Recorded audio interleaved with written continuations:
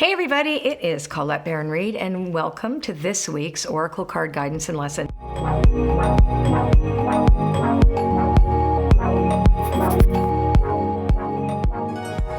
Why do I call it lesson? Like somebody asked me the other day, why do you call it the Oracle Card Guidance and Lesson?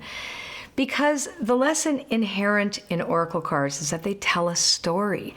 And there's a spiritual lesson in every story that we tell about the human experience. And the purpose of doing these card readings every week is to really take a look at the energy, the overarching energy that offers us an experience through which we can grow.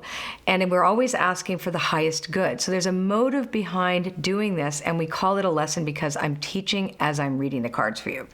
So I have 6 cards in front of me. Now, we are using the Enchanted Map Oracle, mostly because it's green, because I feel like green. But it's also because it's my husband's favorite Oracle card deck that I've created. It's one of the older ones, and it really is quite beautiful.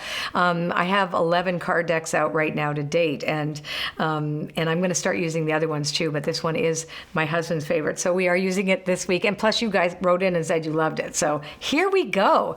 We're going to pick a number between 1 and 6. And I'm going to show you the cards. This is card number 1. This is card number 2. 3, 4, 5, and 6 behind my coffee cup. Now you feel the vibe on one of these cards, and it's not science. We don't know how it works, and who cares? We know that there's some synchronicity at play here, some meaningful coincidence. It's going to happen when you pick one of these 6 cards. If you're here, you probably know all that stuff anyway, but why not? So I'm going to read each card, but each card tells a story based on the one before as well. So cards flow into the other one like a story in motion. And remember, we're all stories in motion. So here we go. This is card number 1. This is the anchor card of the week, and it's intention.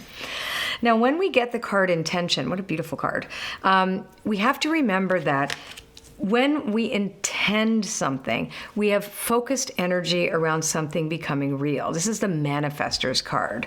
This is the card where we desire something and we intend for it to happen or for us to experience something. Now, our intentions may not always be received the way we intend them to. There's the quality of the integrity of the intention itself, and then there's the impact of that intention of which we have no control over. And that's how we actually learn about whether our intentions come across in the way that we desire them to, or that we might need to make some amends or some changes to the way our intention is presented to the world, because we don't live in a vacuum, right? So our best intentions sometimes fall flat. And that's what we have to remember, to be very clear that your intention is authentic to you, and that you're flexible enough around that to see that it's going to benefit not just yourself, but others too, okay? So that's intention. Now, the second card tells us a little bit more about the intention, and that's metamorphosis. So your intention might change. Metamorphosis is the card of change and transformation. And it's no coincidence that it's come up, given that everybody's talking about transformation right now. My entire reason for being here is about the personal transformation journey and practical spirituality. So that I know. And we're looking at the shifts and changes required of everybody right now. So we're looking at all of humanity going through a big transformation. We don't need to even think about that. We just have to turn on the news. But we don't want to stay there. What we want to do is start with our personal transformation. What do we need to change? And what is being required of us to change? Because sometimes it's not a choice. It's not like, oh, I think I'm going to change this. No, the world is going to require us to change. Maybe because of the intention that we set that managed to land in a way that's telling us, hey, that didn't work, we have to change it. Or maybe it's because our intention is to become a better version of ourselves, and therefore certain things that we might not have even noticed actually have to change. So this is the change week where we need to be really present and focused on what that is. Now let's find out what the next card is. So if you pick card number 2, that's metamorphosis, which is transformation, and the first card, which is intention. So card number 3 is the gentle gardener. Now, the Gentle Gardener is one of 2 characters I talk about in my book, The Map. And there's a legend of these 2 beings being sisters, twin sisters. One of them is a bone collector, and the other one is called the Gentle Gardener. And they are the split sides of the one who knows, right? So it's the part of us that knows all, the ancient part of us that knows about the process of the transformation of humanity since we first walked the earth. And it's deep wisdom that we have. So this talks about integrity. So let's say you plant plant a seed, say you plant a potato, well, it's not going to come out of broccoli. And say you plant a weed because the flowers are pretty, but they're going to eat up all your other flowers. The gentle gardener says she will bring to life anything that you plant or intend. So keep that in mind when you make an intention, that you understand the impact of that intention. What's the impact that you would like to see based on that intention?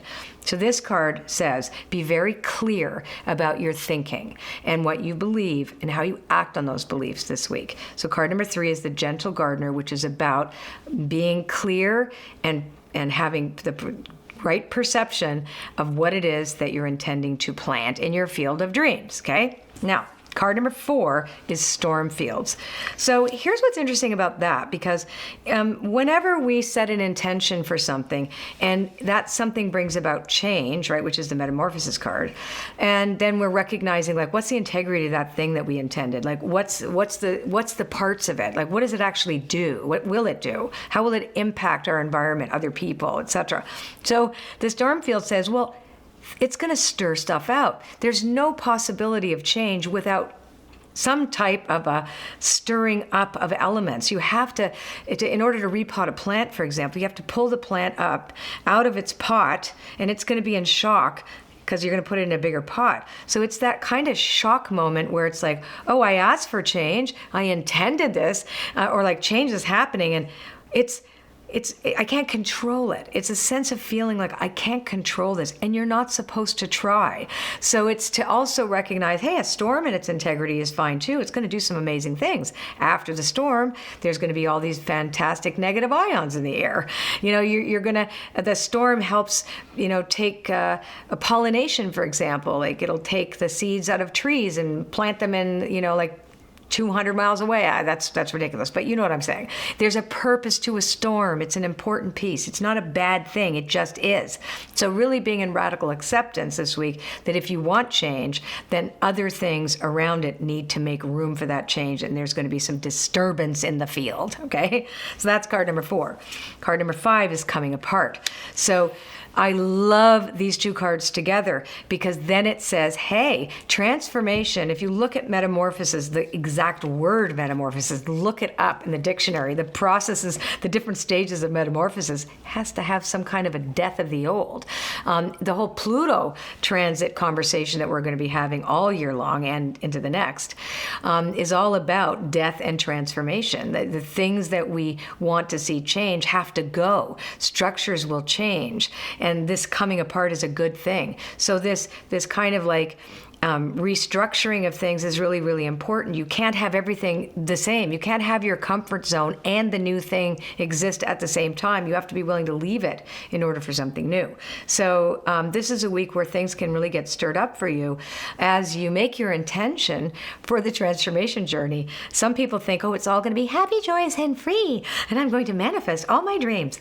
No, that's not happening. That's not what happens. What happens is you make your intention, you decide what you want to manifest, and you have to make room for it. And if you don't do it, the universe will do it for you. The last but not least card, fantastic, is a balancing act. So let's talk about what that means. This and that is true. We have to balance between this and, both and. We think we only want one or the other, this or that. No, it's this and that. So we grieve and we have joy. We desire change and we feel shitty when the change happens. And then we feel really fantastic because, we really land where we want. And then we have to get used to that because it's new and it's uncomfortable. And we have, you see what I'm saying? So this and that, this is the balancing act that we're required to do this week. The world is not linear and it's not one subject only. Lots of things happen at the same time. It's a complex world. We're complicated people. Our job is to simplify it so that we find what means something to us. That's our purpose for being here on this planet. We're here to access our divinity, reduce suffering in the world, find what is meaningful and inspirational for us, and share that with the rest of the world. Our unique, authentic inspired life comes out of those impulses for change. And so even if there's things that get stirred up and you all of a sudden feel like, oh, wait a minute, that's not what I wanted. I'm trying to control this. Just recognize that everybody's feeling like that. You're not alone, and we're all in for a great ride. It's a big ride we're on. Enjoy it. All right, I will see you next time. Take care. Hey, if you like this video, share it with your friends, and don't forget to subscribe to my channel. When you subscribe to my channel, a little thing comes up, bing, and it's a bell, and if you click on the bell, then that means you're going to get a notification every time the reading for the week is up. And don't forget to leave a comment. I love reading your comments. Take care. Bye.